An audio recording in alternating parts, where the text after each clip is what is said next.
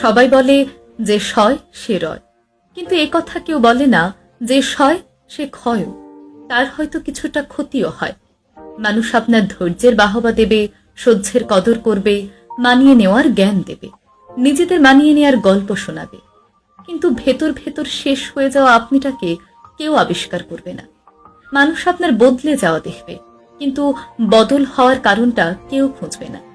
আপনার পুড়ে যাওয়া মনটাকে কেউ জল দিয়ে শীতল তো করবেই না, বরং সমালোচনা করে আগুনটা আরো উস্কে দেবে। কাটা ঘায়ে মলম নয়, বরং নুনের ছিটা দিতেই মানুষ ওস্তাদ।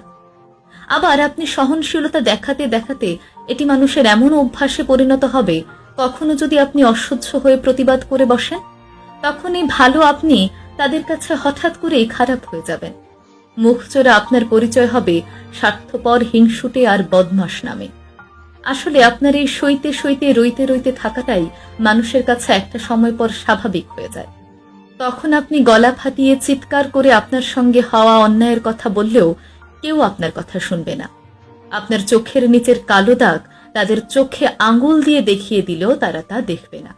আপনার গালে শুকিয়ে যাওয়া মোটা জলের দাগ তাদের কারো মায়ার উদ্রেক করবে না। ওরা জানে ও ভীষণ শক্ত, ও ঠিকই সহ্য করে ধৈর্য ধরে সবকিছু মানিয়ে নেবে, কিন্তু আপনার জন্য পরিবর্তনের কথা কেউ ভাববে না।